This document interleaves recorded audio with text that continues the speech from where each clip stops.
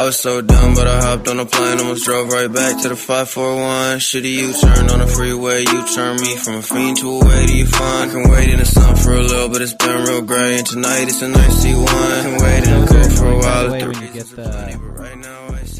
When you get the report card and it has all the absences and shit, but like then you ask your kid about it and they're like, yeah, we had a sub, and the sub like marked down the attendance wrong. Oh, I'm sure it was the sub's I've fault. literally called the school and been like, hey, my kid said they weren't absent today, so why did I get a call?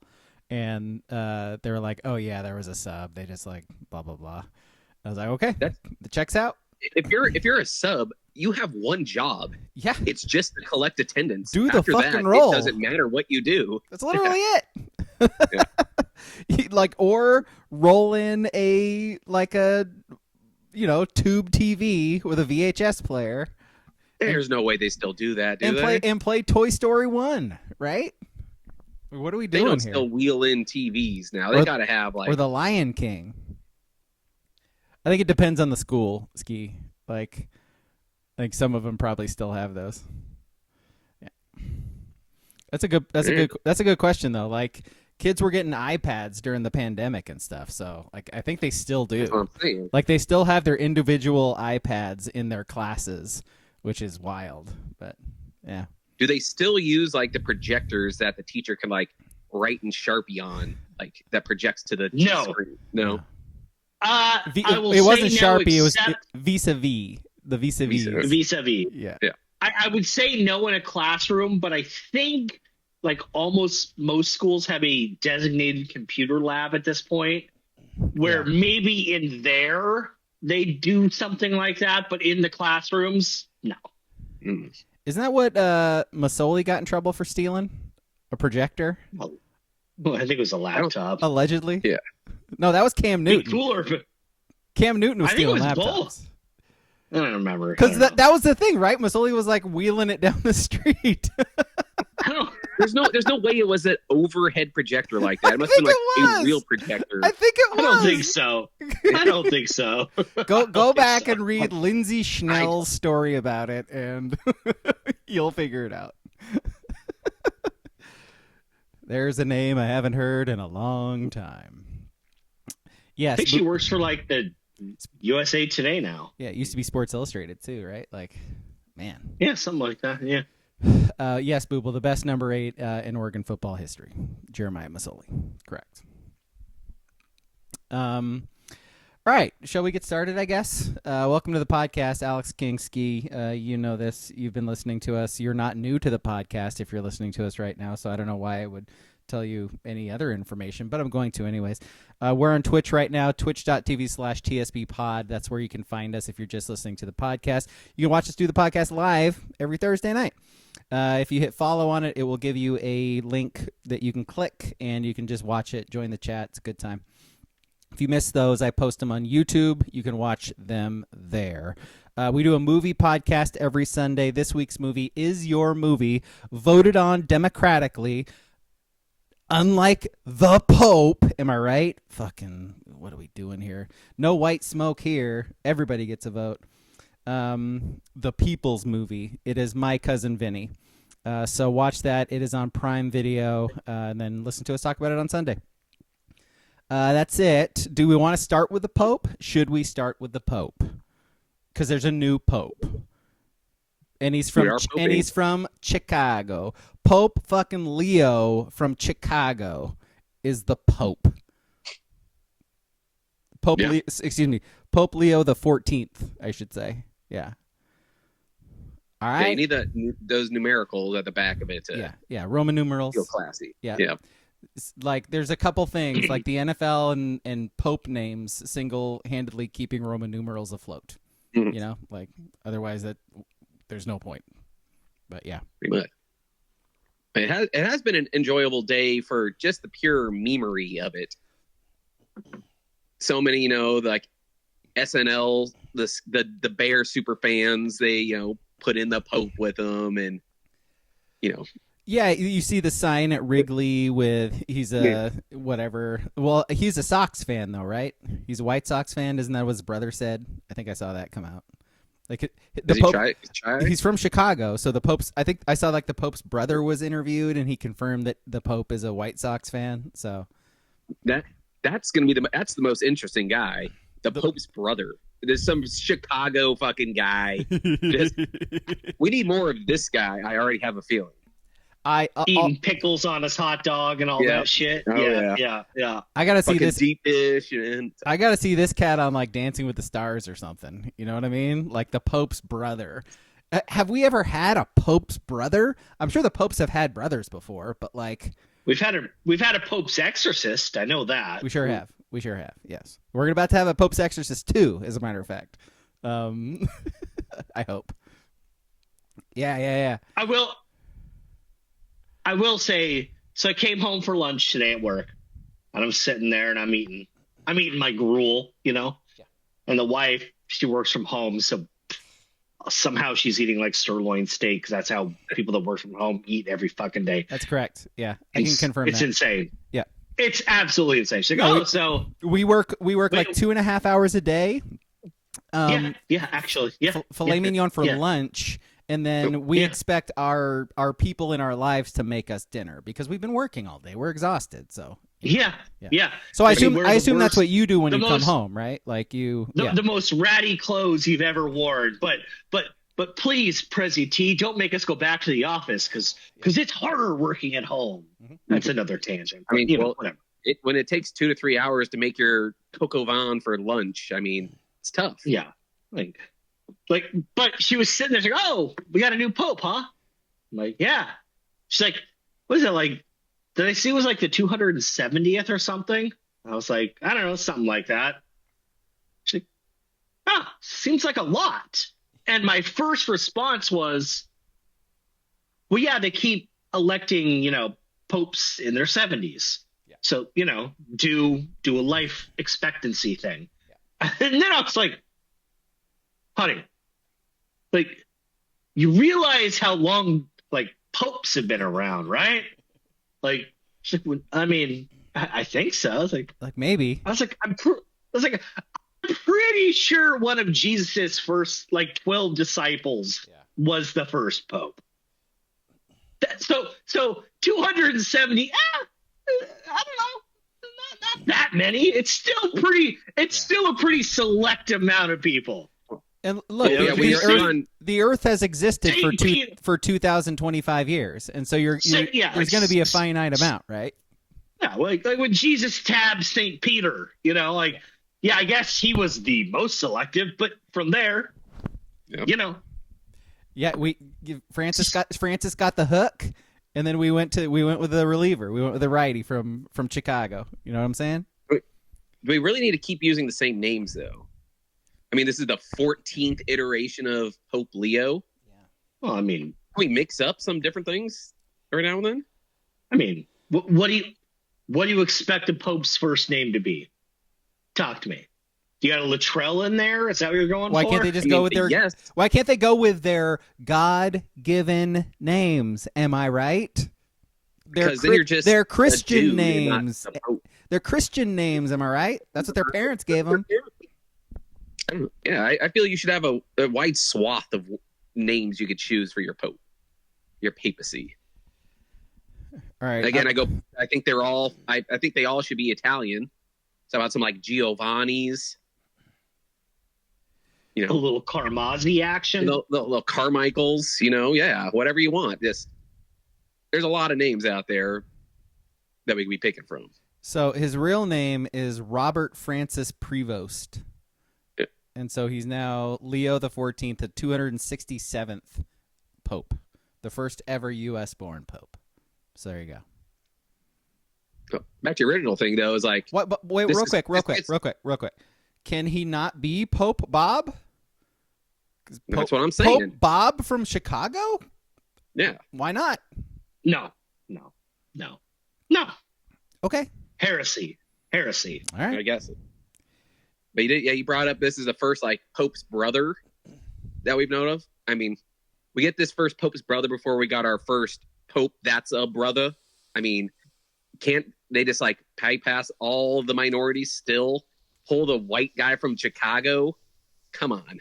It's like, man, It's this fucking guy. I am saying that midnight mass they throw out Christmas Eve every year on all the stations would be so much more fun if we just had a Leon from Osceola County who was Leon.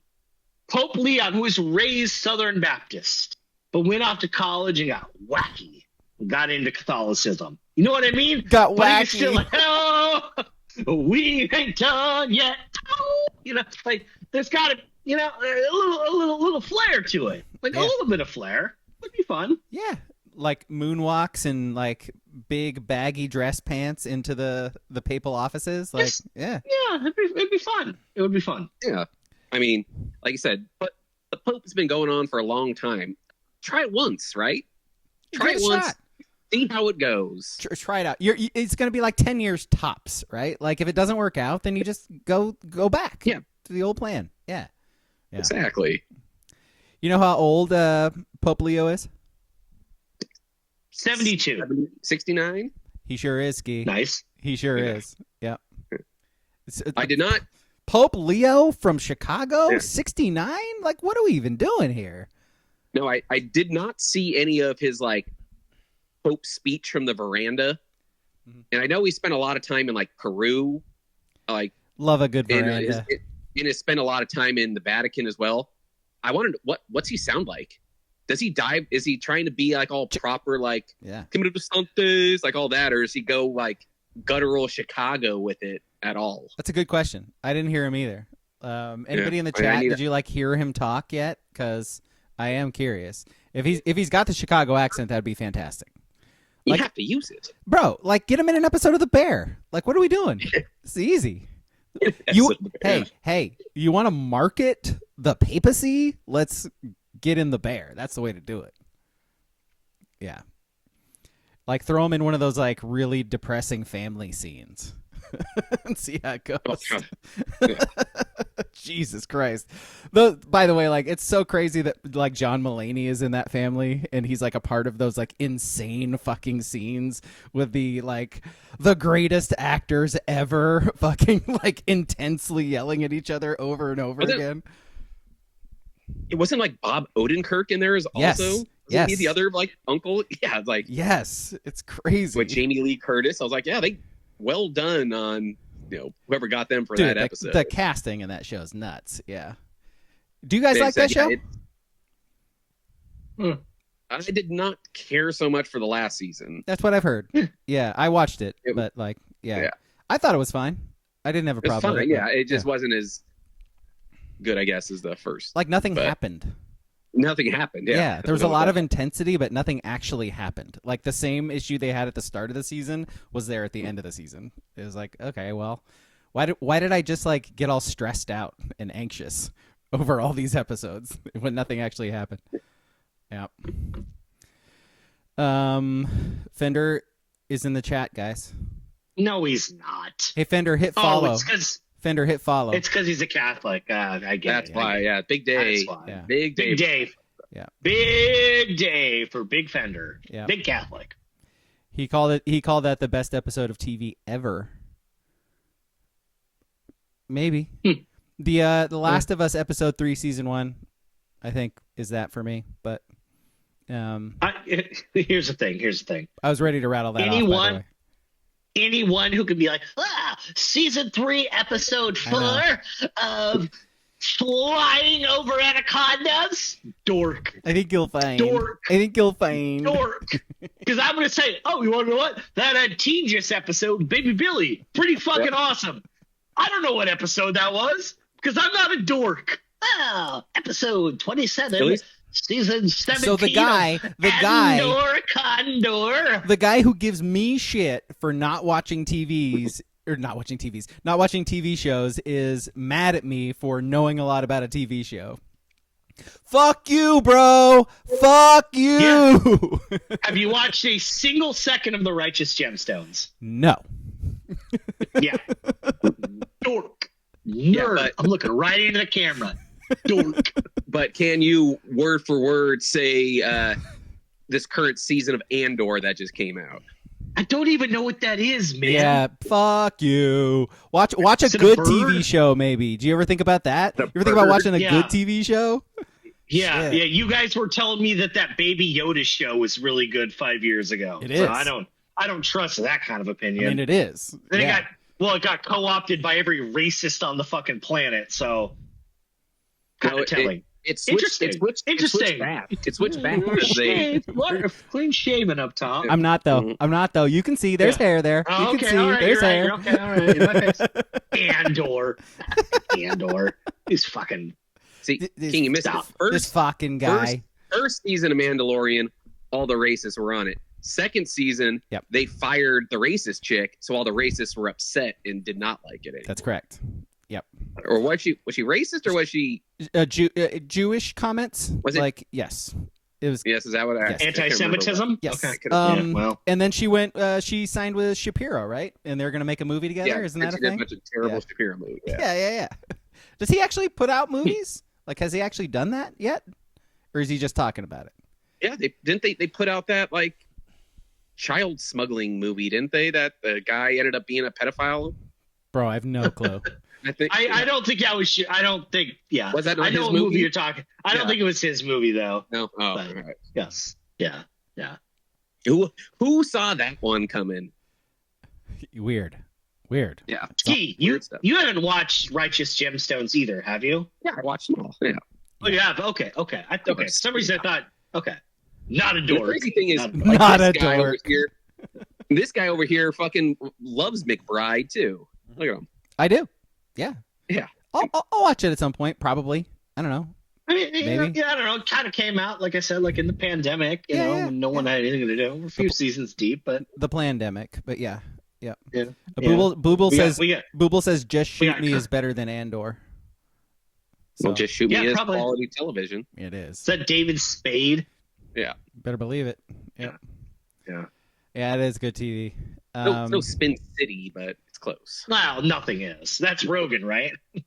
Nope, that's News Radio. Nope. Oh, News Spin Radio. City was Michael J. Fox, right? Michael J. Fox, and then Charlie Sheen took over when he got his Parkinson's. The Sheen years. Yeah. The Sheen years fell off like the Kutcher years did when Sheen fell off at 2.5. Yeah. Perfect. I have nothing to add. That is an accurate, perfect statement. Yes. CTE Benoit says he just binged the entire Righteous Gemstone series. Like binged it? Like, is that possible? Aren't they like hour episodes? There's like 4 or 5 seasons, so it's they're like 35-minute episodes. Oh, that's doable. Okay. You're not knocking out this series in a day. I'll fuck with that. Okay. Almost like Baby Billy says, you just want $2 million and an 8-ball. Yep. You got the 8-ball and the $2 million. You're binging that shit straight through. Done deal. And then what do? You turn the other cheek. See, he doesn't get this. That's the problem. Dork. That's the problem with Ozark, by the way, is like I'll sit down to like catch up and watch Ozark, but they're all like an hour at least. And so I can knock out like 2 at a time maybe, but then I gotta like I can't do that day after day, you know what I'm saying? Have you still not finished Ozark? Nope. Nope. Didn't that end in like Trump's first administration? Yeah. Yep. It's really good. Right. It's really good. I'm done with season 2. Does that help? Yeah. Fuck you, Marty Bird. Fuck you, Marty Bird. Yeah. Marty Bird. And Booble said, "Fuck you, Alex Braga," which is my name. Mm-hmm. He's talking to me in the Marty Bird voice. Yeah. Okay, so sports. Should we? Are we done talking about the Pope? Like any more hot Pope takes? I will say someone must have cleaned up because I saw odds. It was from Tuesday. He was 325 to 1 to win the papacy. To win the papacy. Someone had an in on the papacy, on the conclave. Someone was cleaning up. Because this was, dare we say, biggest upset? 2 massive favorites, and this guy came out of nowhere. Even beat fucking Pizza Biaglio, or whatever the fuck his name, whoever. That was the dark horse. worse odds. This like Pope Leo or the White Sox themselves. Like, right? I do feel like people were or could break down this upset run by Leo, much like they talk about the NCAA tournament, where they're just like, well, out of nowhere, guard play got hot from three. Came in, heavy favorite. Did he come in from the conference tournament hot? What came in hot. Yeah. Came in hot. They got the auto bid. Mm-hmm. They wouldn't have made it if they didn't beat Richmond. But the Spiders missed 2 free throws at the end, and they got in. You want to know what they did? They went to the leading. Like it is so there are people inside the Vatican City who are having those actual conversations about this dude. Like I guarantee you, leading up to it, they're like, "Oh, I don't know, Father. I think it might be Pope Leo coming in from behind. He's got good momentum, like that kind of shit." And then, or there's people now being like, "Man, how the fuck did he do that? Like, how did he pull this off?" How was his RPI and his strength of schedule? Is that solid? That's what it is. How do you think Sister Jean is feeling right now? Oh, well, I did see. I think the one knock. She's probably asleep. In fairness, Yeah, it's after 8 o'clock, bro. Yeah. Is she not? Does she not have her eternal sleep going right now? I think she's alive. She's still kicking, bro. Yeah. I think she's like 104, something like that. Yeah. Well, I do think I kind of looked and I was like, who the fuck is this guy? When it hit our Discord, and I was like, oh, trying to figure out like what his deal is, what's his agenda. His one knock was, I don't think he really cares for women in the church. That's his one kind of like conservative thing. Poor people, yes, help poor people. Gay people, they're fine. So, women, all right, I don't know about that. Is this one of the deals where, like, as the side that is the oppressor? I mean, you don't disagree, do you? Like, as the side that is the oppressor, the white male, maybe we're just like, hey, like, the greater good, right? Like, women, you don't want to be in this. Like, take our word for it. This sucks. Like, let us just make a rule against it, like, in your behalf. Sister Jean, still alive, 105 years old. 105. 105. That's still kicking. And where did I see Pope Leo went to school? Was it Nova? Nova. He's a Nova guy. The Nova grad. He's going to be in that Brunson, DiVincenzo Bridges commercial next. He knows all about making those deep runs, man. Yeah. Hey, Erica, Terry Kittle's guy. Yeah, clutch. The Pope doesn't like women. Is that fine? Oh. I thought your racism would override all of us. She said we rule the world? Yes, she did. Okay, dear. I think she started typical white woman. Yep. We rule the world. Put that on a shirt. Don't tell it to me. Yeah. Put that on a coaster. I don't want to hear that shit. Use your Cree cut to hype yourself up every morning. It's a lie. You don't. Yo, I'm coming off as a prick right now. What do you mean? We're just speaking truths. Yeah. Speaking words of truth here, man. Something like that. Yeah. We're just out here asking questions, wanting you to open your third eye. That's all. That's all we're doing. All right. That's our solid 20 minutes on the Pope. You want to do sports okay. now? All right. Yeah. As the number one Discord for the Diamond Ducks. Yes. The women of Oregon flamed out against Michigan today in the Big Ten champion or the Big Ten tournament postseason yeah. tournament. That shut out by Michigan, like best offensive season they've ever had, and then they go and get shut out by Michigan. So the funny thing, softball and baseball, it's crazy to me how the rankings go. Because if you just look at rankings, right? Like the women of Oregon are number 4. I know there's a million polls for both sports, okay? The women of Oregon are number 4. The men of Oregon are 5 or 6. Okay. There are like projections. So the loss today kicked the softball team. They're not, unless there's major upsets, they're not hosting a super regional. That sucks. That seems problematic. You look at the men's side, there are still, again, there are way too many of these polls and sites that carry weight. But there are places that don't have them even hosting a regional.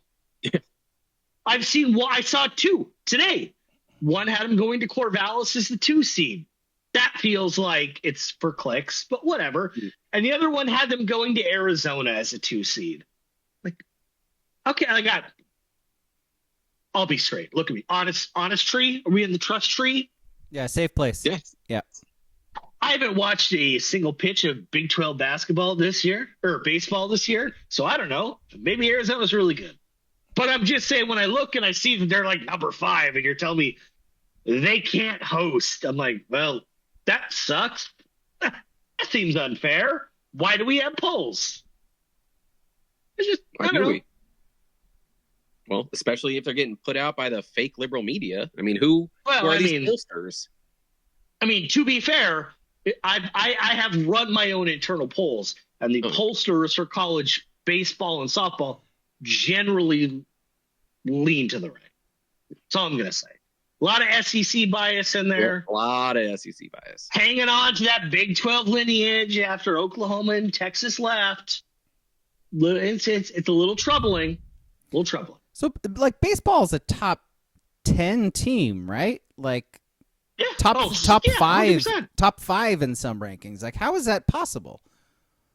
Because their RPI stinks. Because the Big 10 stinks. They play in the Big 10. Yeah. Okay. So, like, Iowa is like 20-6 in the Big 10. Okay. Some polls don't, or some projections don't have them making the tournament. Not even going on the road, just not making the tournament. And they could win the Big 10 title. The Big 10 is, in fairness, a terrible baseball conference. Oh, terrible. And Oregon should be ashamed that they have like 3 more losses in conference than they do. For not running away with it. Yeah. How long does it take to be the dominant force in a shitty conference or a sport? Because like Gonzaga, how long did it take Gonzaga to when they got, propped up?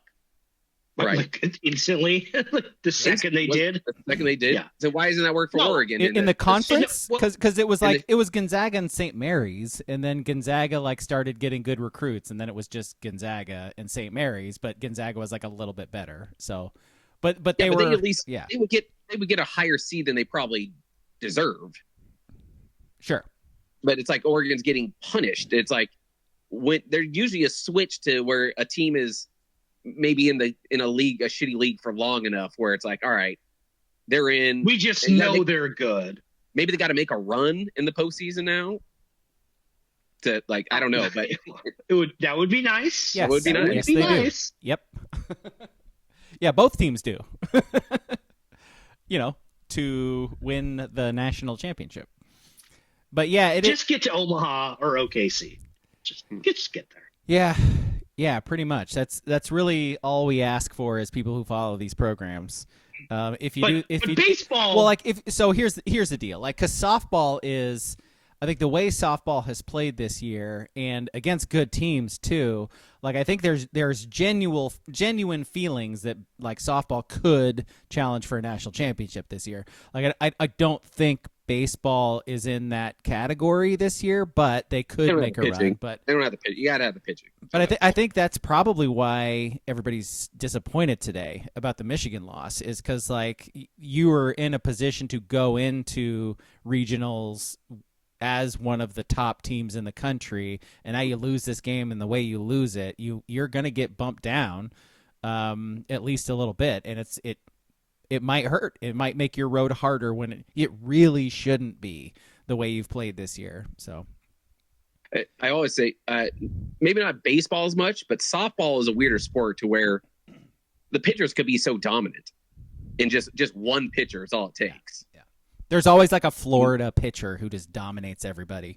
Maybe the team's not great, but if you catch that pitcher in that right game right there, they're going to shut you down. Yeah, that's a weird thing. That's a weird thing for Oregon towards the end of the season too. Is like they were like dominant starting pitching like all season long, and then they really started to. There was like holes opening towards the end of the year. So you hope they figure that shit out like real quick today, like right now. And again, hosting's great and all, just mostly for the fans, and less travel for the players. But I mean, if the team's good, they're gonna come out of their regionals. Yo, Jane Sanders, like when it's rocking, is insane. Like it's pretty a sick. fun Yeah, ass pretty place sick. to be. Yeah. Booble says, aren't we? By the way, we. I'm sorry. Are you playing, Booble? He says, aren't we a women's golf school, anyways? Oh God, don't even have to look at that. They're just running away with that shit. Their score compared to the cut line yesterday was fucking hilarious. Yeah. It's weird because you think some of those. It was like a spread of like 30. Yeah. 35. Like, what the fuck? I think the cut line was like plus 19 and they were minus 16. Is that good?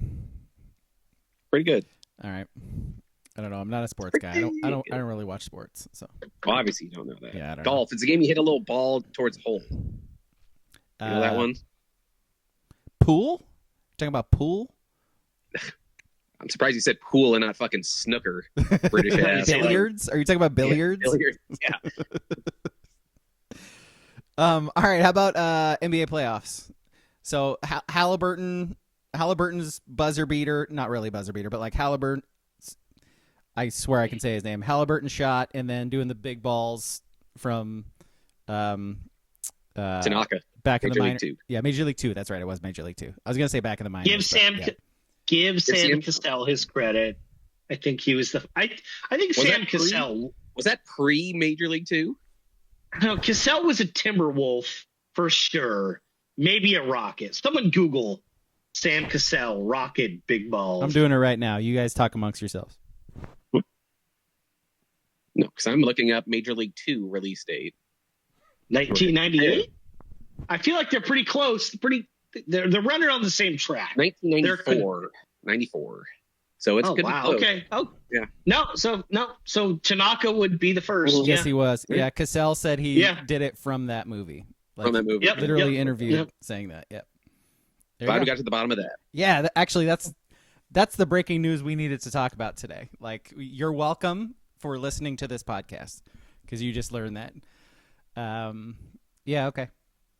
So anyway, like I think we've seen in the playoffs so far some pretty big choke jobs and like pretty big fucking collapses. Like, so at OKC game 1. Yeah.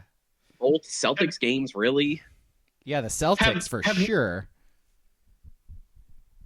Have we discussed both the bumper sound that the NBA's put out for the playoffs? That song. Do you know what that song is? When they go to commercial and they're showing them? No. You don't know the name of it. What are you talking about? So when they go to the commercial, every single commercial break, they show 2 commercials. Okay. There is one celebrating the NBA playoffs, and it is Aerosmith's I Don't Want to Close My Eyes. Yeah. I Don't Want to Forget a Thing. Yeah.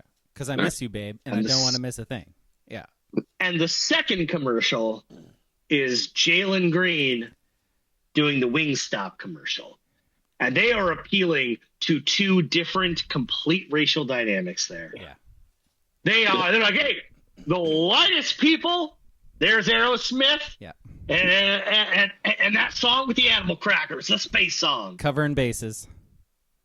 And here, it's what every white person thinks black people eat. Fried chicken. Watch the commercial breaks. It is insane how stark it is. It's like, I don't want to miss a thing. And then it's just Jalen Green just horfing on fried chicken. Just hammering it in like an Escalade or something. And I'm like, I don't know which one is more race baiting. They're race baiting on both edges. And I'm fine with both. But they are race baiting on both spectrums. Yo, Wingstop sucks, right? Like we're on the same page, right? I think it's cheap enough to where I don't expect it to be great. I don't agree. No, that shit's expensive and not good. Not compared to, it's the same as all the other chicken joints. So, just like in town, If I go to Chicken Bones, I'm spending $100 on a meal for 4 people. Fair. I go to Wingstop, I'm spending $55. Or Toxic So, too. Toxic is also very expensive. So I don't do Toxic. I don't like Toxic. yeah, I think it's fine. Not anymore, no? I live off River Road, so it's like really close to me. So might as well. You know who makes really good wings is Coburg Pizza Company. Like really, really good wings. Yeah, you also could get like a $75 pizza. Correct. That's like really, really thick. Like really thick. Hell yeah. Well, yeah, when you put like an entire like McDonald's like dollar menu on top of the pizza for it, it's like Yep. That could be a lot of shit on it. Shit tastes good though. Give them that. But yes, that is expensive. I will say Wingstop fries are absolutely terrible, though. Correct. Better than In-N-Out still, but yes. Well, I mean, everything is better than In-N-Out's fries. Yeah. They at least season their fries. So they got that going. CT Benoit says Hot Mama's is the best wing place in town. Yeah, I like Hot Mamas, but yeah, they're fine. They better be. They fucking call themselves Hot Mama's Wings. Like they better have good wings. Like I don't know. They're fine. Where was I going with this? I forget. So Steph Curry got hurt, and the Warriors lost today. So Warriors won game 1, even though Steph got hurt, and then basically because Minnesota just played like shit and couldn't make a shot. And then today, like Ant rolled his ankle or whatever, and went back to the locker room, but they ended up winning big. So it kind of seems he came like back in too. So it's exactly. So it kind of seems like Golden State's probably done. I'm still, Wolves in 5 still. Yeah, just gonna. Yeah, it was weird. It was but... weird because game 1, I think everybody was sort of on the same page and being like, "Shit, like Minnesota sucks right now. Like if they're gonna play like this, they're not beating anybody." But then you remember, like they are better than the Warriors, and so no Curry. And King's whole thing was, you weather the game or two that Curry just goes nuclear. And if he's banged up, he's not going to have that game. So yeah, he's not going. He will not go nuclear more than no. Because he's got the hamstring now, and he had the thumb earlier on shooting. Yep. So I will say I hate the Celtics, so I'm not upset that they dumped the first 2 games at home. But God, just why did it have to be to the Knicks? The only positive thing is King could drop the little bing bong gift every now and then.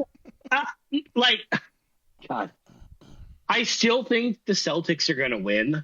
I just do, because the Knicks can't keep coming. If you're up by 20 points, I heard a stat today. No team in an entire playoff run has blown 2 20-point plus leads in the entire playoffs. Celtics did it twice.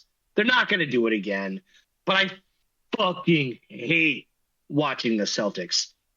Their whole thing is like, let's look fun for a quarter and get up by 12, go to the half up 18.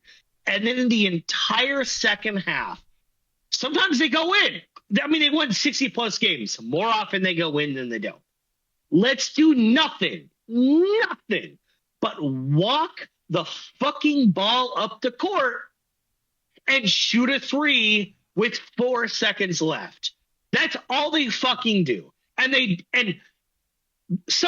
laziest thing to do about NBA analysis is be like, they shoot too many threes. They shoot too many threes. I want that mid-range, from some scrub. But there is a difference between like watching a Warriors game where there's motion and everything in the ecosystem orbits around Steph Curry and the defense trying to take him away. So he'll shoot enough, but there will be open cuts and open dunks and whatever off just motion because he's always running. Tatum doesn't run. And he draws the defense. Jaylen Brown doesn't run. No. Pritchard doesn't run.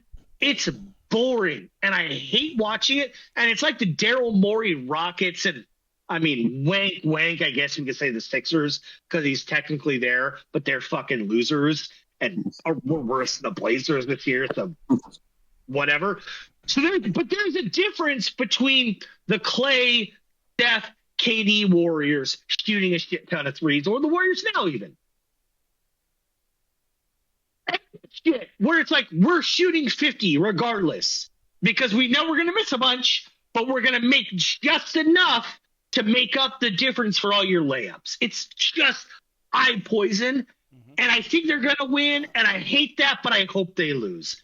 I hope they lose, and shout out to Knicks fans. They're annoying, and the NBA media all seems to be Knicks fans. We're like 4 years into this shit where everyone's, I blame Mina Kimes for this. To be frank, I'm looking right into the camera. Mina Kimes started this. When she's like, I'm a Seahawk fan. Ah! Now everyone on ESPN and Fox Sports is a fucking Knicks fan. And I'm fucking through with it.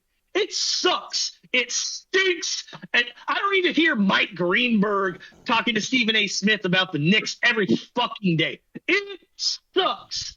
But you watch those Knicks fans' edits, they're fun. They're like LSU football fans. They're unhinged. They're rushing to Madison Square Garden last night to do videos, like coordinated Mo Bamba shit. They played Boston, and they still went there. That's fun. So I enjoy that. But, oh, my God, I don't want to hear Stephen A. Smith or Mike Greenberg or any of these guys talk about the Knicks. It's annoying. This But is also the Celtics. this is one where you want to see them both lose. And like the Boston kind of doesn't have an excuse, right? Like they have guys who can create off the dribble and who can get to the basket and can run and can create space. Tatum should. Yes, Tatum should. I guess. By the way, Pritchard can too. Porzingis- Like we've seen Pritchard do this shit. Porzingis is out, so I mean, if you want to give him a little bit of an excuse, Porzingis has like a mystery illness now or something, which could be whatever. But yeah, this series, I'm like in my personal hell about it because it's either ESPN and FS1 gloats, or I get to see all my friends who love Bill Simmons retweet endless Rustillo and Simmons bullshit. So I'm screwed either way. I truly hate watching them bring the ball up the floor slowly and see Pritchard just stand in the corner for just standing there. Like what are you doing? Like call something. Like you're just gonna slowly walk it up and then ISO? Like that's your offense? Like the Knicks is the same thing with Jalen Brunson though. In like the fourth quarter. It's just him ISOing, chucking something up. At least he's small, and you're like, that's fun. He has to try hard.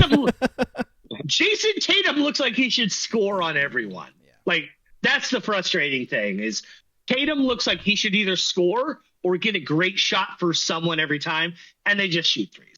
Yeah. I hate them. They stink. All right, anything else basketball? What would be the worst NBA Finals aesthetically this year? Or just the worst, the one that the NBA doesn't want, I guess, is probably the better way to put it. Timberwolves, Pacers. Yeah, definitely Pacers. Yeah, that's probably it. Yeah. I mean, the worst Nuggets, aesthetically probably not a winner either. Golden State's not the Golden State of old, so I think they would draw people as I think the Nuggets over Minnesota, because the Nuggets are boring. Like they just are boring. They're so boring. And Minnesota, awesome, at least you have like a vocal star, like in Ant. Like he's a shit talker. He's like somebody people will actually tune in to watch. Denver's like, God, they have like a great team. They probably have the best player, but fucking A, they're boring. So yeah, Pacers. Yeah. Yes.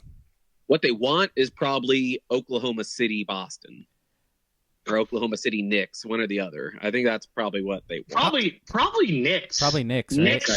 If they get Knicks, I don't think they care who comes out of the West. Knicks Golden State would be a better story, right? Well, because even Boston, like when they played the Warriors a couple years ago, I'm sure it got really good TV ratings because of Steph and it is Boston. But to me, I don't think Boston doesn't for basketball, I don't think draws like what the Red Sox do.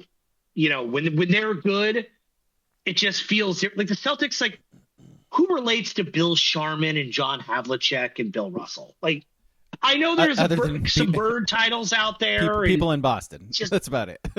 Yeah. Or do not count the Pierce Garnett one really as a. I do, but they only won one, and let's be honest, they should have won a couple more. Like, injuries were a factor, and Ron Artest deciding to hit threes in a game 7 was also another one. But I mean, Meta World Peace. Yeah, Meta World Peace. Sorry. Hey, and anything is possible. Anything is possible. Actually, I guess I'm going to retract my statement. I think if the Cavs somehow make it to the finals, even though I actually like the Cavs team, it's still a fucking Cleveland team that doesn't have LeBron on it. Correct. So it's like they don't want them in there. I think the more out of Cleveland and Boston, I actually do think the Cavs are cooked. I think they're done. I'm sort of realizing the more we talk about this that like most of the teams I don't want to watch. like I'm just running down the list here. I'm like, yeah, they suck. I don't like the East. Yeah. The East stinks. Yes, correct. I mean, their teams are good, but they're not like entertaining really to watch. Yeah. I'm fine.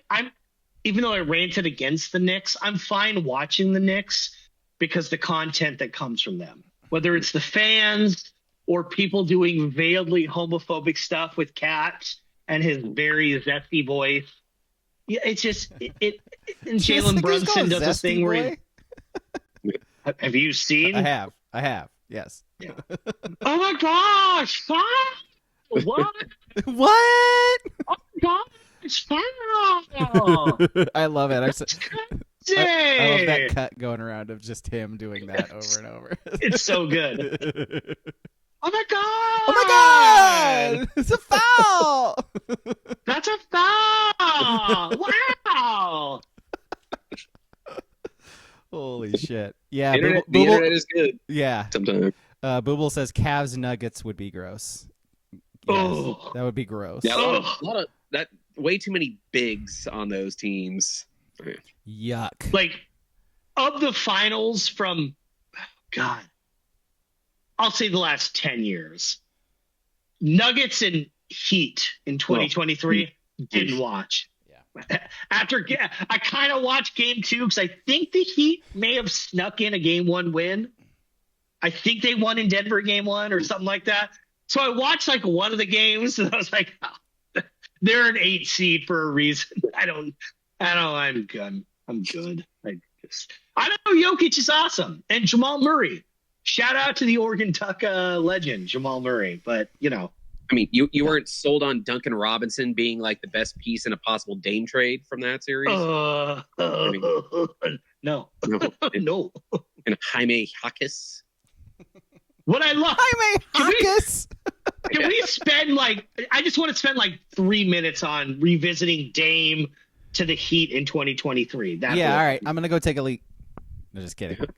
I just think it's fucking funny that people were trying to spin because of Heat culture, right? Heat culture. You get Duncan Robinson, Tyler Hero, and you want to know what? We'll give you a first-round pick and rookie Jaime Jaquez. I can be your hero, baby. So you want a guy, and debate this if you will, guy made top 75 all-time team for a first-round pick that probably wouldn't be that great. A white guy, and a Mexican guy. If I want to get a white guy and a Mexican guy, I'm going to Home Depot to hire them to fix my sprinklers on a Saturday. They're not playing in my NBA league. I'm sorry. They're not in my Blazers. Not anymore. To bring back American jobs, am I right?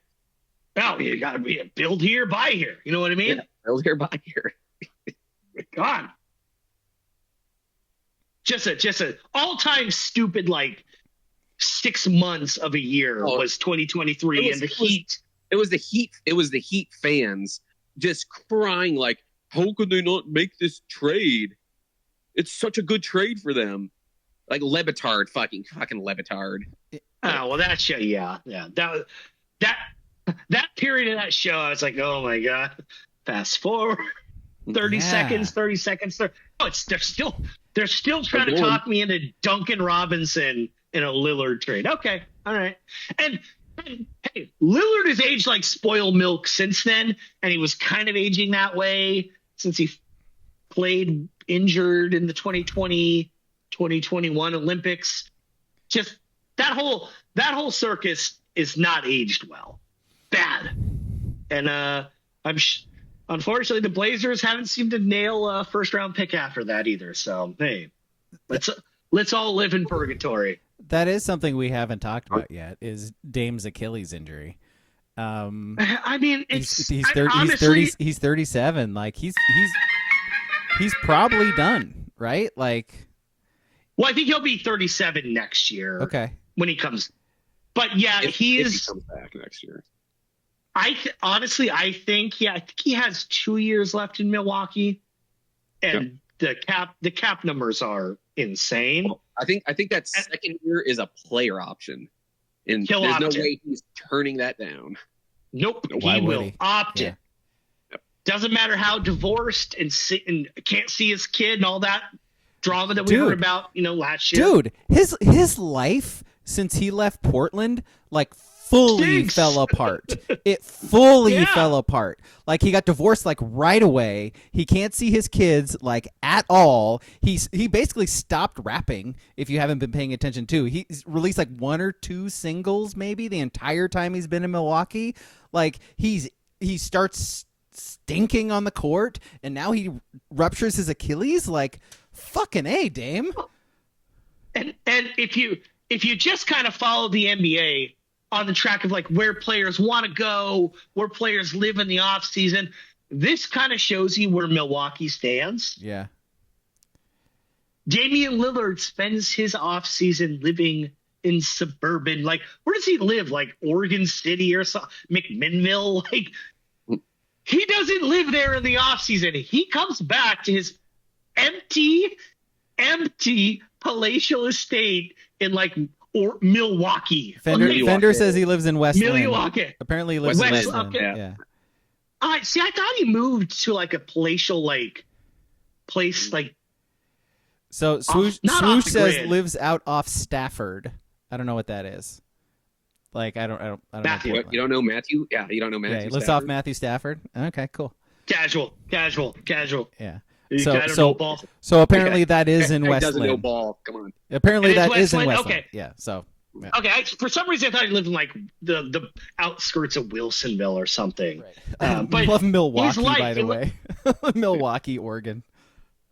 Milwaukee to Milwaukee. That's. But yeah, and the shitty thing about Dame is, I noticed this. I've probably mentioned this in passing before, but when he went to Milwaukee, right, it was pretty hyped up. Like, if you look back, they had a whole thing at the Deer District to welcome him in and all this. It was Giannis and it was Dame. This guy won a title 2 years ago. This guy's hungry for his first. And then you watch the TNT and ESPN national broadcast last year. And it was like, they're on 3 times. I forgot about Dame real quick. And it wasn't even because of quality. It was because, they just don't want to put the Bucks on national TV. And I mean, I guess I could see him on mess screens if I really wanted to. But why would you want to? I kind of forgot. I just kind of forgot. And it's one of the first NBA trades, because a lot of the NBA is the transaction over the games until about April. We're being completely honest. I just forgot about before Christmas of last year. Forgot Dame was in Milwaukee. Forgot. No idea. It's a sad way for him to go out. And it was because I think most fans were like, understood it. Like, all right, Dame wants to go to Milwaukee to have a chance at a title, right? He's back end of his career here. Gave a lot to Portland. So fans, for the most part, were like, all right, they understood it. And if you jump ahead to now, it's like, this team is dead. They have no picks. They have no money. They traded whatever for Kyle Kuzma, who's a fucking hack. It's like he's hurt. Giannis, they're talking about shipping Giannis out. the team's dead. All of a sudden now he's an injured guy who's going to be 37, who's been slipping the last couple of years. It's like, what does he even have now? Yeah. Like a good, can you see him going to like the Lakers kind of thing and be like, in 2 years, in 2 years, jump to a team to be a backup point guard for a potential championship team? I think his future goes 25, 26 rehabbing, 26, 27 in Milwaukee, 27, 28 Portland. We get the Ken Griffey Jr. Seattle Mariners year-plus retirement tour. You think he comes back to Portland? Year-plus retirement tour. Well, I just say because I think Griffey retired, like whimpered out like halfway through his second year in Seattle. That's what I'm expecting to happen if Dame comes back. If I remember right, Ken Griffey Jr. was caught falling asleep in the dugout a few times that second year when he returned to the Mariners. I don't think Dame's going to be that way, but I think he comes back to Portland because there's a realization that my body is broken.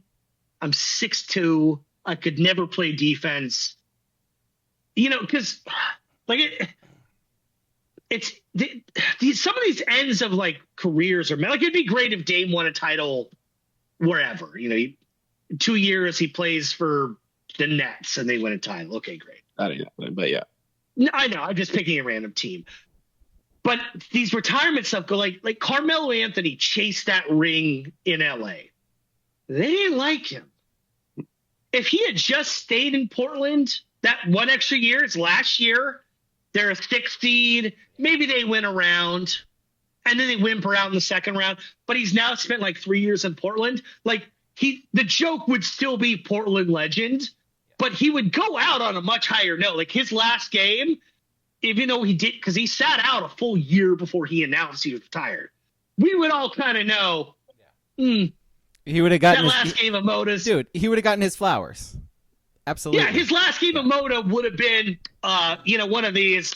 Not a big thing, but the picture would be there of everyone standing up as they're whimpering out. They're getting eliminated in 5 or 4, whatever it is, and he does this. And I want Dame to get one of those. That's why I think he's going to come back to Portland. Because I think if he, like you said, rehab year, that next year, God, Giannis could be gone. It's going to be bad.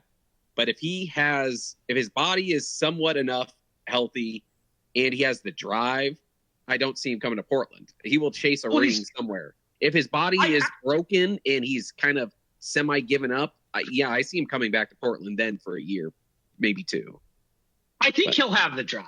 I do think he'll have the drive. Then I think he chases the ring. The fuck else is he doing? What else does he have?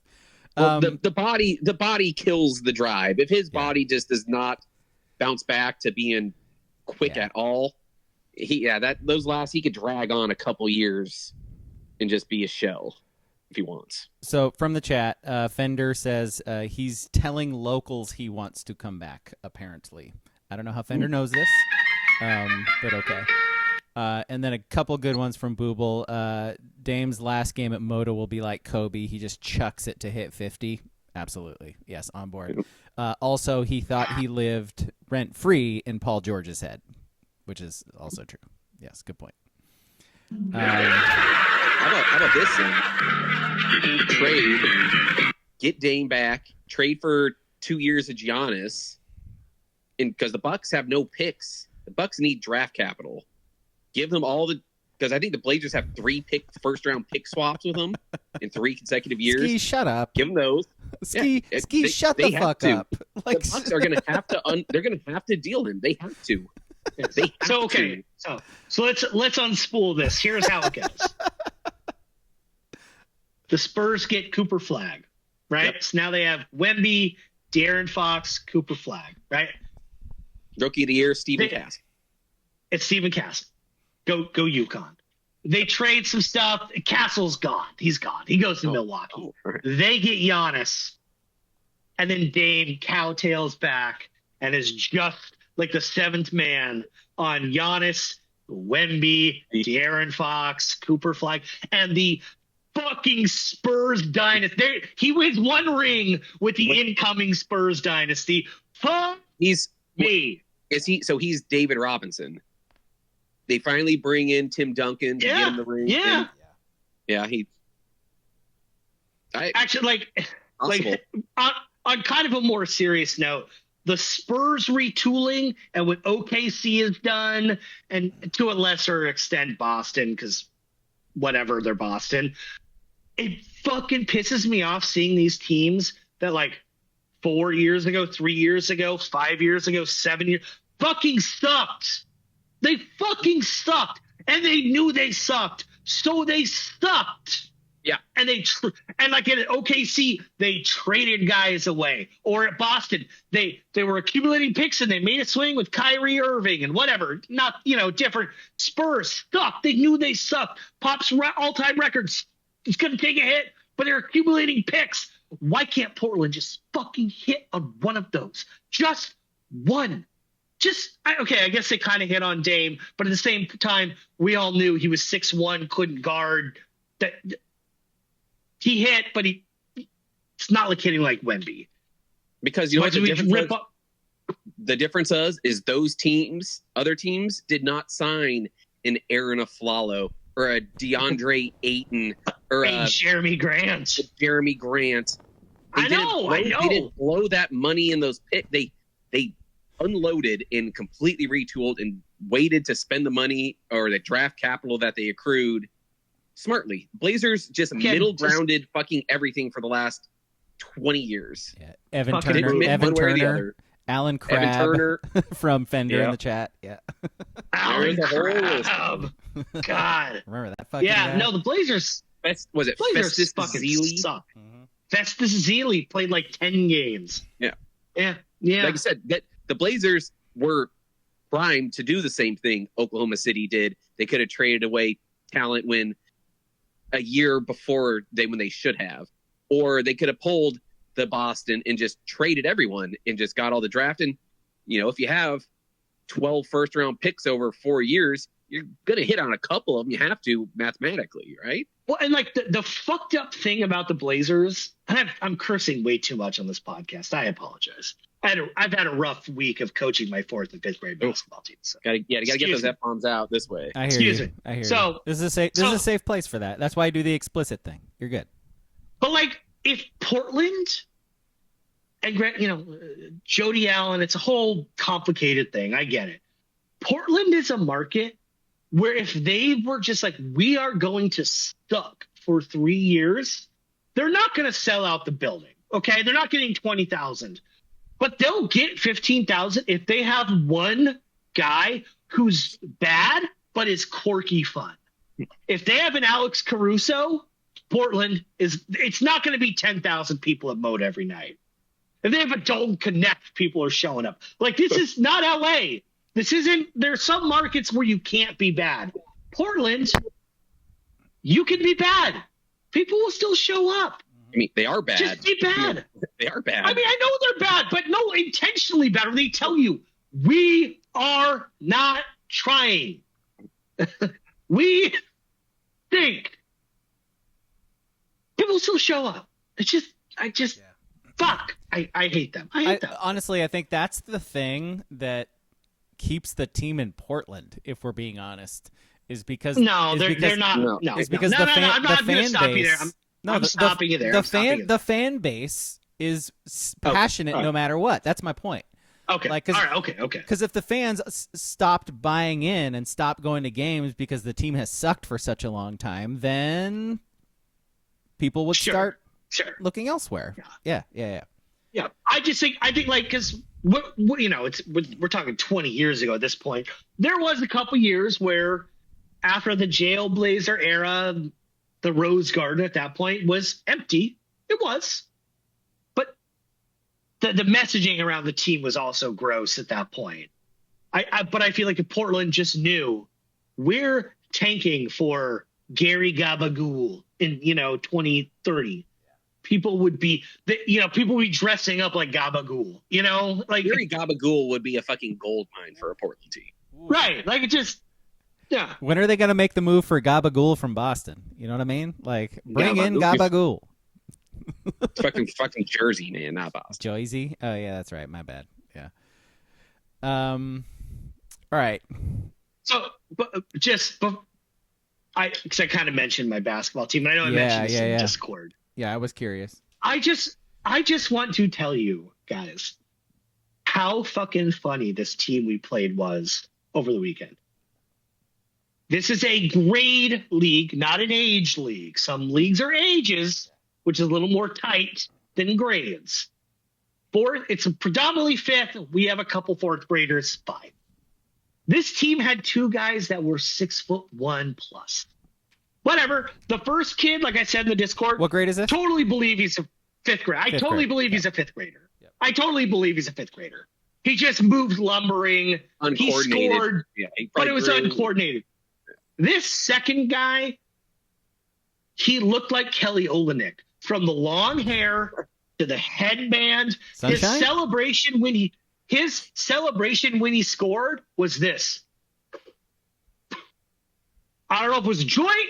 I don't know if it was a cigarette. But when he scored, he looked at our bench and went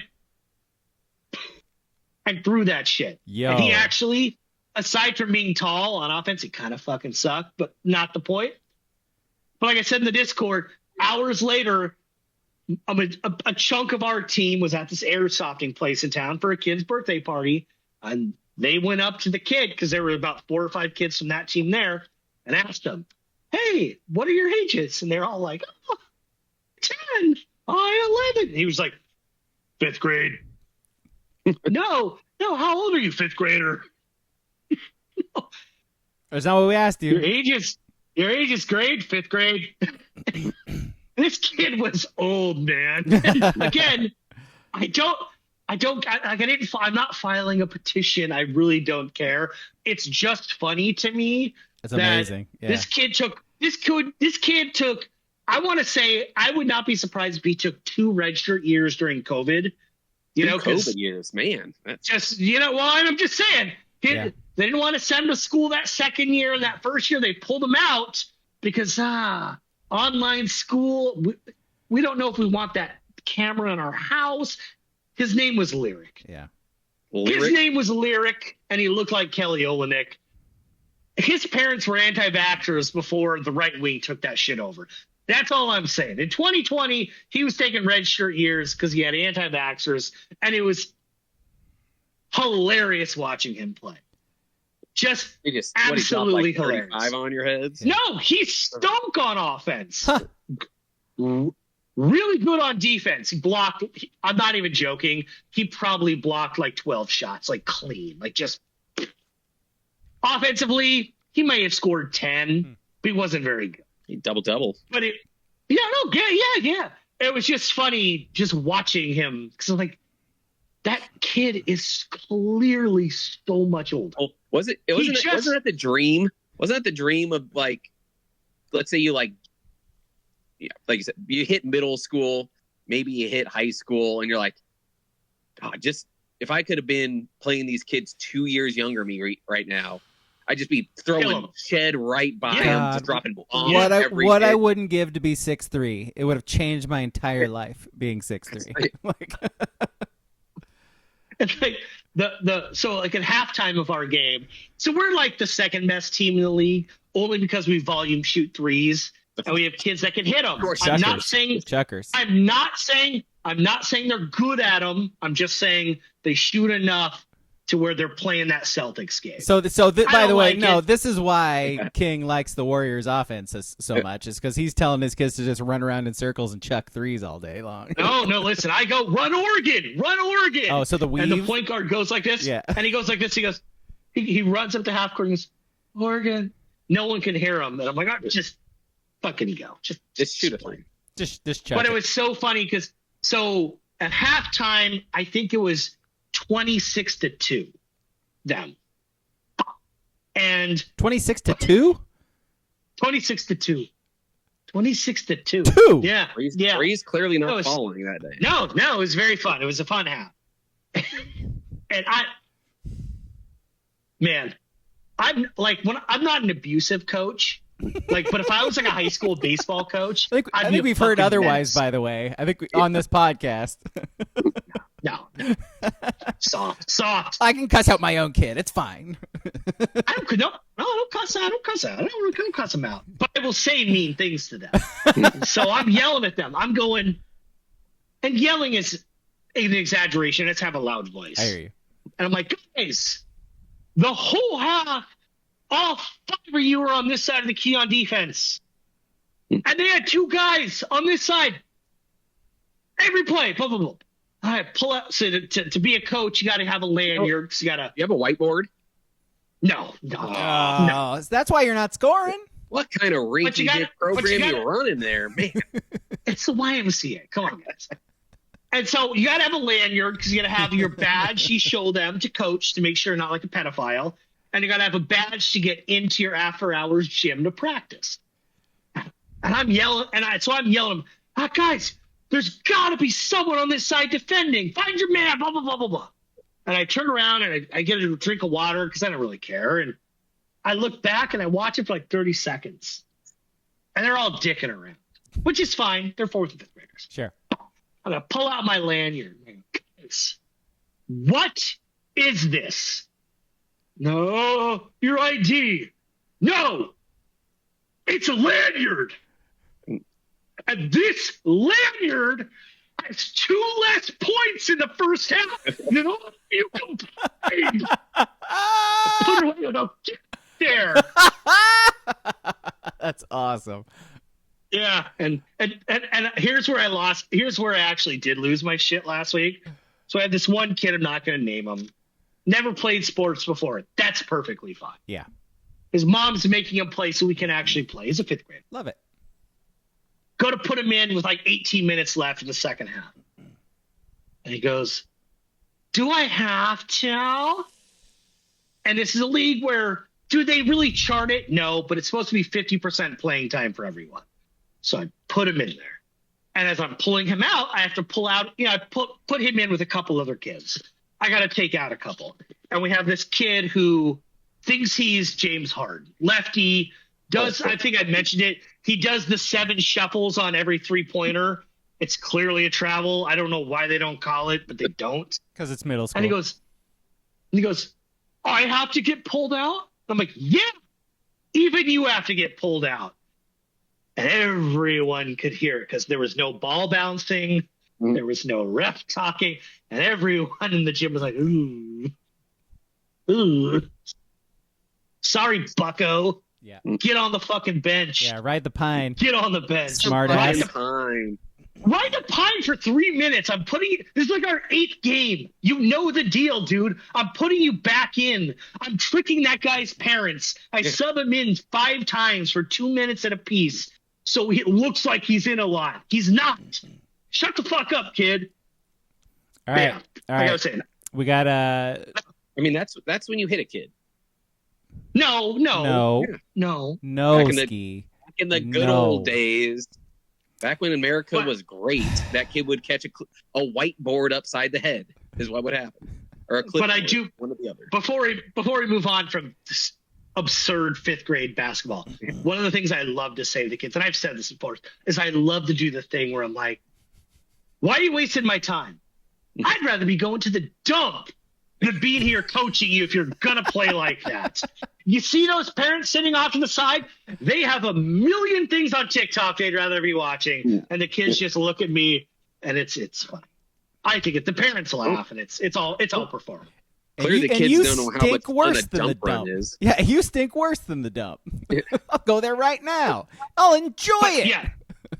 But like the funny thing is, like if I was like a high school baseball coach with the sanctuary of a dugout, the things I would say, like, yeah, I know we're in Roseburg. We usually stop at In-N-Out, and we're going to. You're not getting any. I didn't like that effort around 3rd. Nope. Here's a banana. I will. Here's a Nutri-Grain bar. That's your meal on the ride home. Eat a cutie, you losers. Yeah, eat a Halo. Yeah. Fucking I will tell you. There's a reason your parents don't take these games off to travel down south because they know you're not worth watching.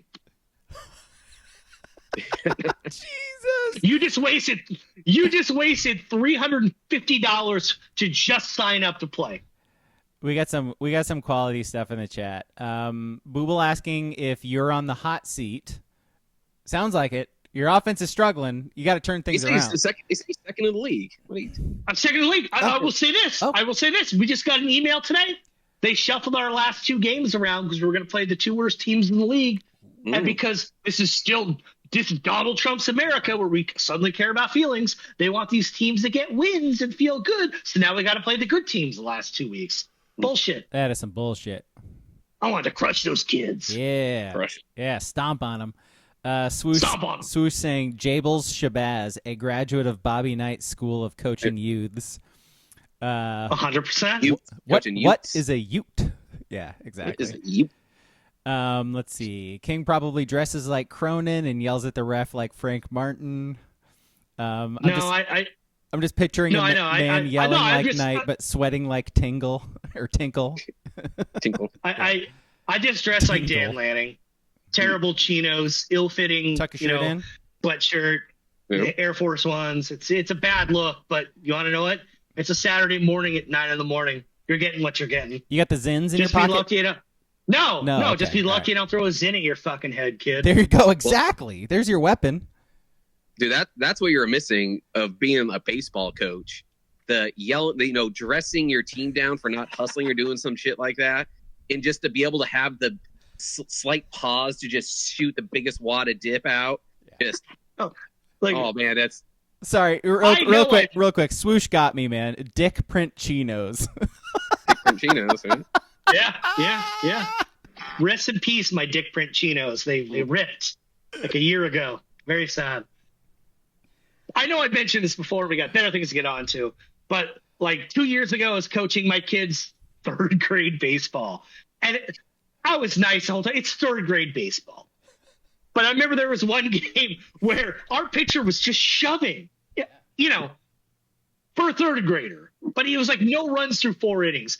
And then they gave up like 9 runs in the 6th and the 7th, and they just stopped caring. And I pull them all around the dugout, and I forget that like the dugout in those like third grade stadiums aren't like soundproof. Not a real dugout. And I was like, yeah.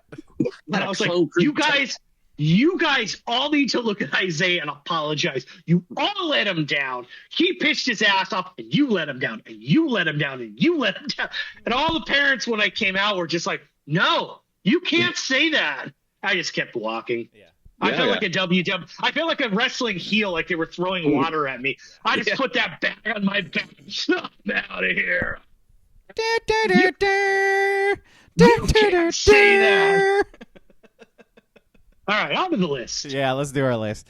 Our list this week comes from Nathan FKD in the Discord. I believe it was from him. He gave us like our 2 suggestions we were thinking of considering this week.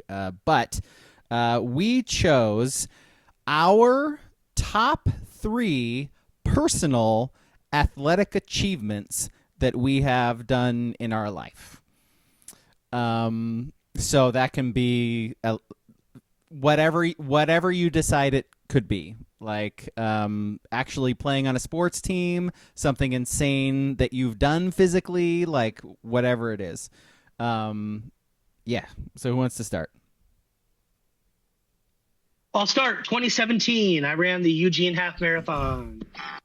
That's awesome. Yeah. That's never again. Not easy. Never again. 13, that's like 13.3 miles or something like that. Yeah. The thing was, I was youngish, so yeah. I couldn't do it again. No, running that long is hard. I run every single day, and running farther than the amount I run is not something I'm interested in doing because it sucks. It sucks. Yeah, it was like I was young-ish in 2017. And I was poorish just enough where I didn't weigh enough because like, go for it. Do it now. Yeah. I'm gonna eat this air. It was the weirdest thing. So I did that like randomly. I want to say it was last year or the year before. I went for my normal run and just didn't stop. And I was just like, I'm feeling like I can keep going, so I'm just going to keep going until my legs start to give out, basically. And I ended up doing that. I was like, well, fuck it. I've gone like 10 miles. I might as well do the last 3. Did you end up like that Norwegian guy where your body yeah, right? just shuts wobbly down and you can't even like move? Totally. Like, and I'm like a diabetic, and so like my blood sugar as I run gets low, and so that's always the worry for me. Like I wouldn't want to even try to do a marathon just because of that. I'd have to like constantly be drinking Gatorade and shit during it, and that like having a stomach full of Gatorade while you're running sucks. But yeah, just for whatever reason that day I was just like fucking feeling it and just kept doing it. So don't they have those weird like gel packets that you just like they do. Yeah, pop your mouth real quick and shit. You ever tried one of those? They don't taste. They don't taste good. Yeah. Oh, there's the one that's like so salty because it's supposed to like replace all the salt you're losing. Yeah, they don't taste good. They sure don't. No. Shout out to all the ladies out there. Too salty. Too salty. All right, my number 3. I'm glad we were talking about middle school basketball because it is a middle school basketball game. I scored 40 in a middle school basketball game. Woo! I was in this. I remember telling like my friends and shit. Like remember Michael Jordan talking about being in the zone. You remember that? Like, man, I was in the zone. But for real, like everything I was chucking up there was going in. It was great. So that's my number 3. 40 points is like a 13-year-old. Right. I'll go. My number 3 was just hitting a bomb at Civic.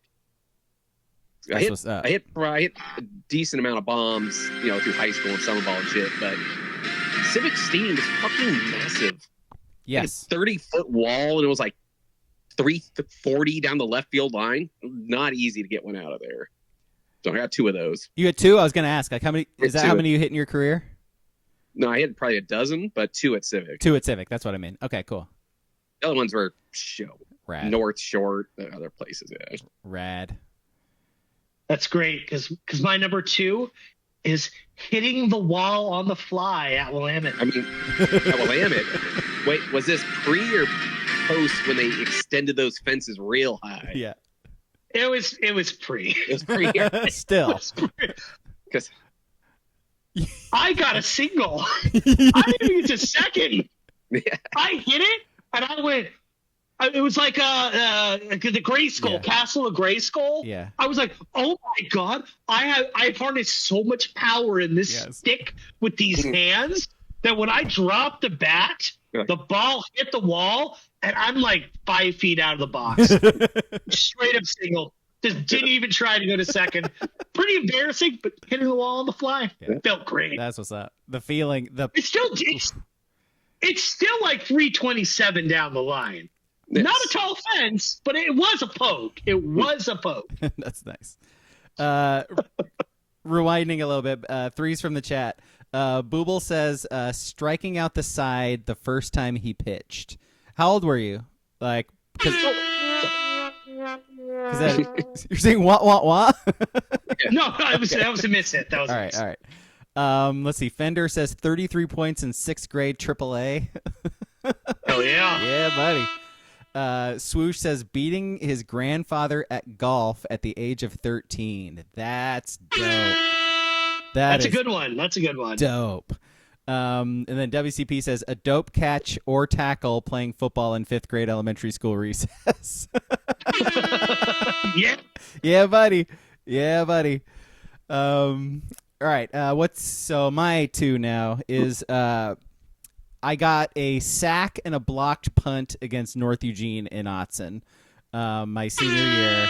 And it was especially cool because I got suspended for the first quarter that game. I think I might have told this story before, but like me and Pomerlo went golfing at Oakway. And like we had like a half day or something, and then practice at the normal time, which is like 3:30. And so we're like, "Fuck it, let's get in 9 holes." And so we went to Oakway, got caught in traffic. We're late to practice that week, and being Bless was like, "Yeah, no, you guys are out the first quarter." So came in the second quarter, literally first play, I got a sack. And then the second play, I blocked a punt. And then, by the way, Pomerleau's first series on offense caught a touchdown pass as a wide receiver. So we were fucking ready. And North obviously was garbage. So that was nice. Which is probably why Bless felt okay suspending us for the first quarter. Or he probably wouldn't have done shit. Yeah, okay. What you got, Ski? All right, my number 2, it would be springtime, not sure the exact month, 2002, 8th period gym class, or like open gym, or whatever it was. Yeah. I got one dunk in my life. Fuck out of here. Mm-hmm. Like 8-foot hoop? Like, what are we doing? Oh, no, 10-foot hoop. Obviously, I couldn't palm the ball, but, a bounce up to yourself. You're fucking lying Dunk to us. Hold. Ski, why are you Nope. lying to us right now? I was always able to grab rim. I just had that one extra little, that extra inch or two at one time. Spring, warmed up a little bit. My calves. She said. Yeah. A little extra juice in them for some reason. I don't know. Ski grabbing rim, getting a little extra juice. Yeah, man. Just I rim it up big time, man. Rim it up with the extra juice. Yep. Wow. I have never done that, and I'm taller than you. That sucks for me. That's rad, man. Shit. Literally, you can like coast on that the rest of your days, like that you actually dunked. Yeah. I mean, obviously, it wasn't like the cool dunk how bigger dunk people is a dunk. do it where it goes through, but my hand had the ball and it went in the hoop. How tall are you? So It counts. 5'7". 5'7". This is motherfucker Spud Webb out here, dude. Like, what are we doing? Have you seen his calves? He's got good calves. I don't know. My calves are burnt to fuck right now. We've seen his feet. We haven't seen his calves yet. Yeah. All right, so that's all of our twos from the chat. Oh, by the way, Booble was 9 when he struck out the side. That's dope. Hell yeah. That's dope. Shut those kids down. Swoosh McDuck's number 2 averaged a double-double 4th through 6th grade basketball. Basically a young Jokic. Being 6 inches taller than everybody else helps immensely. Yeah, it does. WCP going 9-0 in freshman football and getting a shoestring sack on Kinger in garbage time of our 42-0 rout of South Eugene. I don't remember the score, but yeah. He went to like Churchill, right? Yeah. Fuck off. Yeah. Fuck off. Fuck Churchill. Seriously. Fuck off. Churchill, I fucking hated playing Churchill. Eat a dick, WCP. In the nicest way possible. Fender's number 2 ran a 21:35K in 2018. Nice. Damn. Good stuff. It's a lot of Ks. Yeah. And Booble in 6th grade ran a 5:55 mile. Jesus. What the hell? What happened to all of us? Shit. These are like athletic feats that we've actually had. And by the way, I was saying, if anyone, these people are in our Discord, people who are not in our Discord, recently we're talking about, what position you'll be playing now in football. Yeah. And everyone seems to be built like offensive linemen now. Yeah. Yes. I had one disagreement with that. Braga says he'd be the quarterback. I'd be the quarterback. Because if you just, the movies and the shows where the actor cannot throw a football or a baseball. Yeah. If I could just be in Hollywood to be a B-roll person throwing a baseball or taking that drop back and the footwork, my back foot is it's beautiful. It's gorgeous. Even to this day, I pivot that fucking thing and I get those hips. I get them busted. I'm down. I'll play running back, wide receiver, wherever you need me. I think get me in space. You're a space. You're Travis Kelce. Yeah. You're technically a tight end, but you're in space. I'll find zones. You find me in those zones. You're making guys miss. Yeah, I'm bored. Yeah. I'm bored. Yeah, back to my thing. I would not expect all these times I'm hearing of dudes now being like, I'd be an offensive lineman because I'm, 40 and I'm pushing like 230 now. Yeah. 230. That is generous. I was trying to be a little nice or something. Yeah. By the way, Fender says big time fuck Churchill as well. Agreed. All right, number ones. King? My number one. Yeah. Kind of on the quarterback theme. In my junior year, I had the indignity of being a third string quarterback behind someone who I won't mention because he was arrested for sex crimes, and Blake Stepp, who ended up playing basketball in Gonzaga and being a world-class poker player. And so we're playing, I believe it was North Eugene, and I go in for one series just to run the ball out as a third string quarterback, right? Hand it off 3 times, we punt. They fumble, some bullshit. We get the ball back at like the 20-yard line. Coach tells me, hey man, we're putting you in. We're throwing it once. Go score. And then we're going to be classy and end it. You're throwing it once. And here's the indignity. I go out there. I'm pumped. I'm juiced. Yeah. Do I think I'm throwing a touchdown? No. Actually, I didn't. You're going out to throw a pass in Autzen Stadium, my guy. I'm going out there to throw a pass, and my left foot, my calf is going to look good. My hips. Yeah. That beat. Oh my God. That follow through is going to be Prescott hips thing. Yep. And I get out there, and right as we're about to break the huddle, timeout. Oh, okay. Blake, go in there and do a drop kick fucking field goal. They put the Gonzaga basketball player in there to do a drop kick field goal, and he fucking missed it. Maybe he made it. I don't even know. I didn't want to watch. I don't think he did. I was like, what? What the fuck? I couldn't get one throw. You couldn't give me one pass. It's all I asked for. One pass. You had your opportunity stolen from you. Yep. Yeah. Yep. That was a lot of fun. Yeah. Yeah. And the game was over, and I was like, wow, that was. Thanks. So that's your best athletic achievement? Yeah, because it's funny. It's just funny. It's just funny. Because I thought I was like, fuck, man, this throw is gonna fucking rock. Yeah. I'm throwing a fucking end zone fade. I'm throwing an end zone fade to like Kyle Overstake. Yeah, buddy. Who was like 5'10". Yep. Somehow we thought that would work. And then I got pulled. Yeah. And they brought out that whole thing, and yeah. Steak was like he was like a starting corner for us, right? Like eventually. He was. It wasn't Steak. I was eventually. just picking someone I knew. I don't know. I was just picking someone I knew. Yeah. King, I'm surprised you didn't pick the you were playing, I think, linebacker, and they try to have some guy sneak out in the flats, and you read him like a book, and just popped him, and he forced the fumble. Yeah. I took to the house, by the way, but yeah, you did take it to the house. You did take it. Take it to the house. My real and this is kind of a funny one. My real claim to fame was sophomore year. We played Springfield in JV football, and I told people, and I almost ran the ball for a touchdown, threw for a touchdown, and caught a touchdown. And I did. I ran for a touchdown, and I threw for a touchdown, right? And then we were up by so much, I played wide receiver and on a trick play. I thought I caught it, and I didn't. They ruled it incomplete. So I did have the 2 touchdowns. I ran for one, and I threw for one. What I don't tell people is that they covered about 3 yards total. I snuck one in, and then I just threw a little dump. Stat line doesn't care. No, you get your TED. Stat line didn't care. Yeah. I just remember thinking I caught that pass, like, oh my God, I just did a Joey Harrington.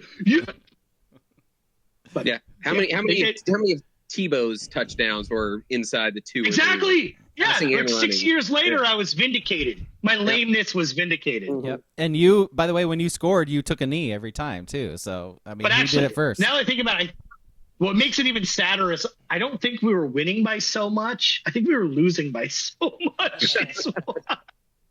Was it at Silky? No. Okay. No. It was at the Amazon field or whatever it was. Yeah, that one. Sad field. Yeah, that was a sad field. Yeah. Oy.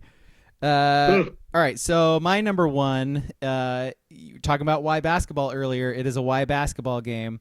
I forget who was all on the team. Were either of you on the Players Club team? the John Locke Players Club team where like he got us like the purple jerseys that said Players Club on them, and my was ODB because Braga obviously, and had my football number on it and everything. So game's tight, right? Coming down to the wire, and who gets the ball? Like who gets the ball at the end? Ya boy, and go up, gonna get my shot blocked. Come back under to the left and then shoot it like this and fucking drain it at the buzzer. Cash. Win the game. Cash. We were losing. We won. Thanks to me. My best sporting achievement in my life is a buzzer beater in high school Y basketball. Because fucking Dean Stepp refused to put me on the team because I was going to show his son up every day. Like he didn't want that. So, yeah. That's what it was. That's it for me. Yeah. My number one, man. I'm trying to think which one to choose. Yeah, it's got I'll such go- a long list, man. I mean, the guy's dunked. He fucking I was trying to think of other rock bombs at I'm Civic. out here. Yeah. I'm out here telling about when I got yanked for a gimmick play, and he's I fucking hit 12 bombs. Basically, Eric Davis for the M's, Yeah, like seriously. rocking bombs at Civic. I think number one, statistically, I had 10 RBI in a game Shit. in freshman baseball. I had a grand slam, bases clearing triple, and 2 doubles on top of it. Yeah. So Listen, 10, listener, 10 RBIs at any levels worth, yeah. Listener. It's tough. if you don't know, Ski was like actually very good at baseball. Probably still is very good at baseball. I don't know. I don't see your beer league games, but I ain't running anymore. yeah. I ain't So running. that 10 RBI in a game RSBI. is fantastic. Yeah. All right. One's from the chat. Let's see. Scrolling up.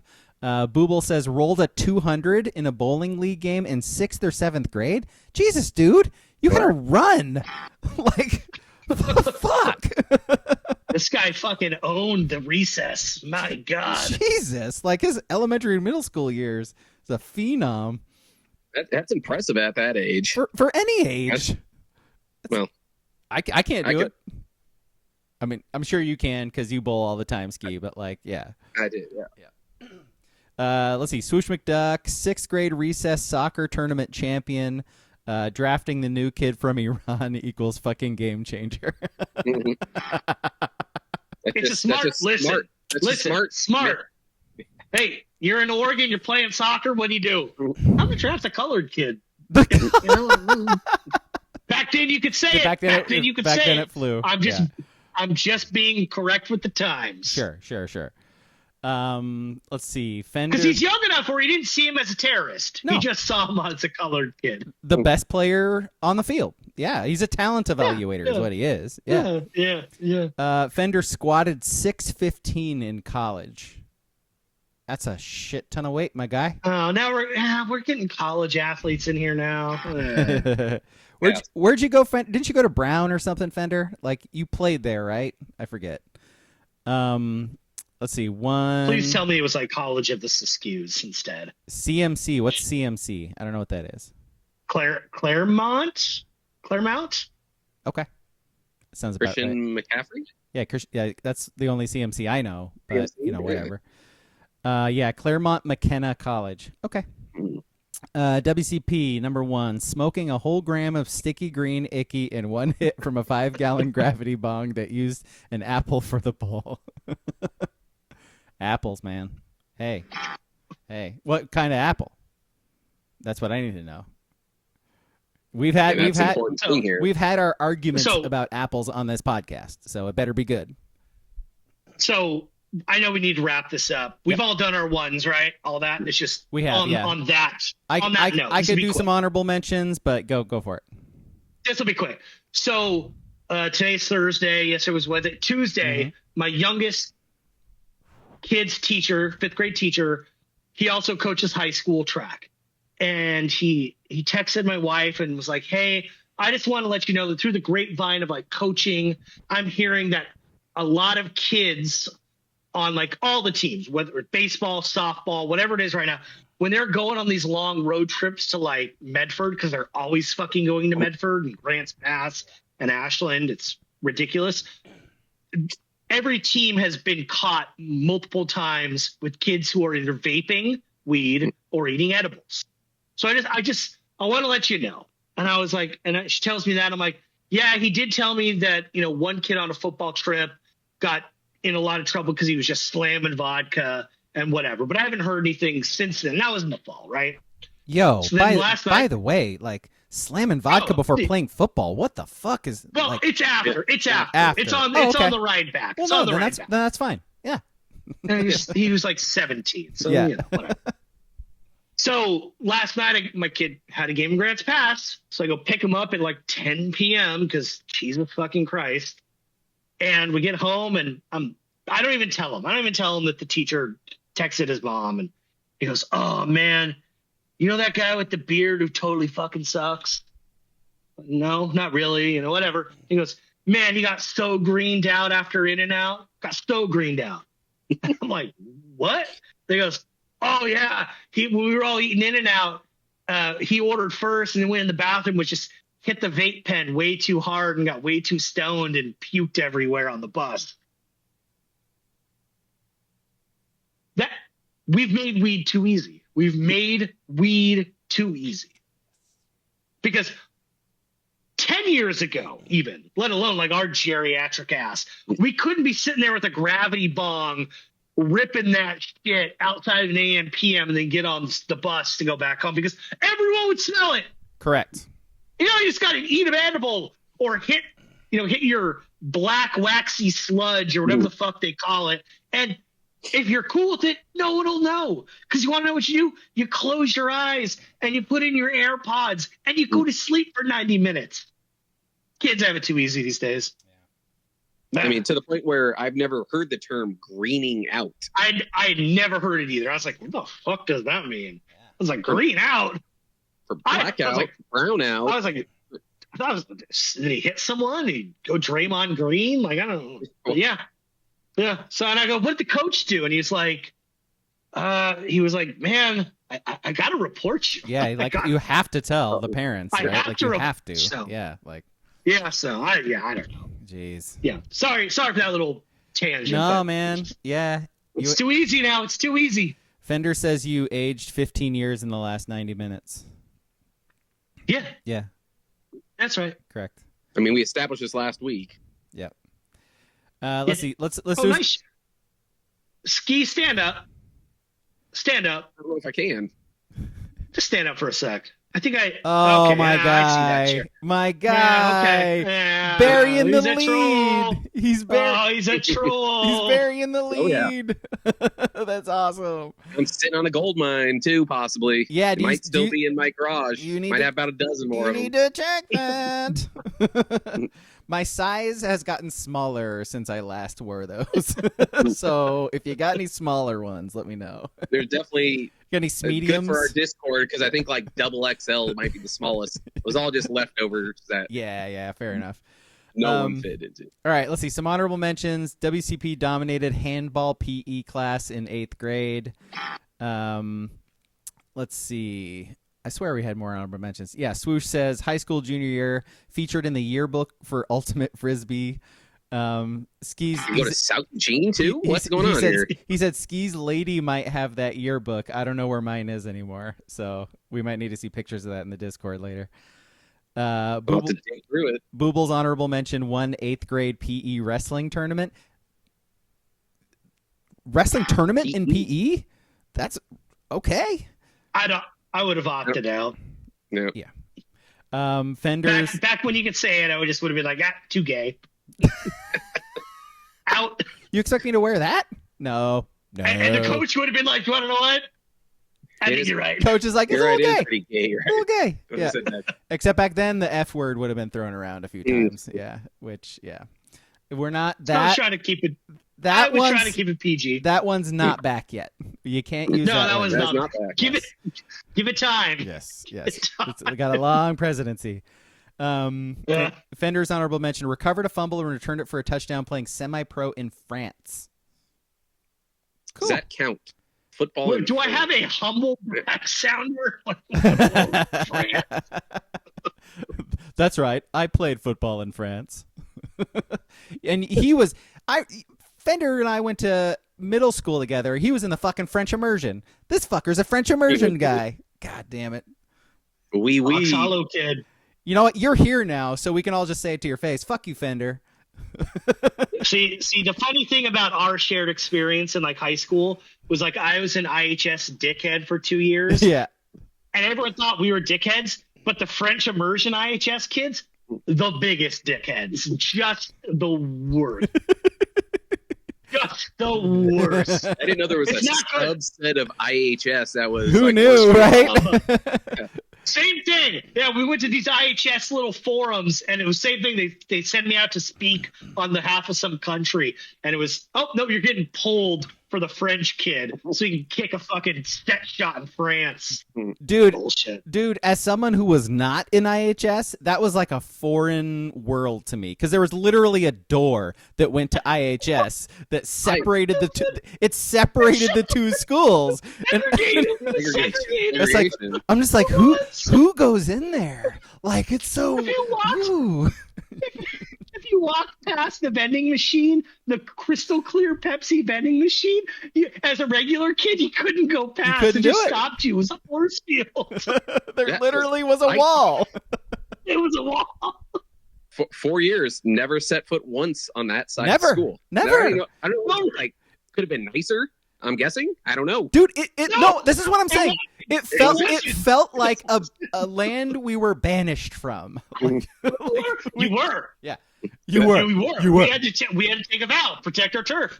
You don't let the regular kids come in. You would have meetings. I'm an international high school kid, and then I learned after about week 2 that we were still very low down the caste system because of the French kids. And as Fender is saying, that did not go both ways. Because IHS kids came on our side all the fucking time, which was bullshit. Well, which is bullshit. You try to have those IHS kids come like to the gym later on. Yeah. Listen, Good I luck. had to fit in with the riff. School hill, fellas. To fit in, I had to buy one of those red Yankee fitteds so I could look like a normal kid in high school. Yeah. What's up, fellow kids? What's up, fellow Utes? Fellow Utes. Yep. It's all about the nookie, right? Marijuana. That's pretty cool, right? You guys smoke marijuanas, don't you? You guys got anybody got Doing any the pops. joints? You got any joints? All right. Let's end the podcast. Thank you everybody for joining us today. Our movie on Sunday is, speaking of Utes, it is My Cousin Vinny. So watch it on Prime Video and listen to us talk about it. Thanks for hanging with us. Thanks for watching. Thanks for listening. We'll see you Sunday. Goodbye.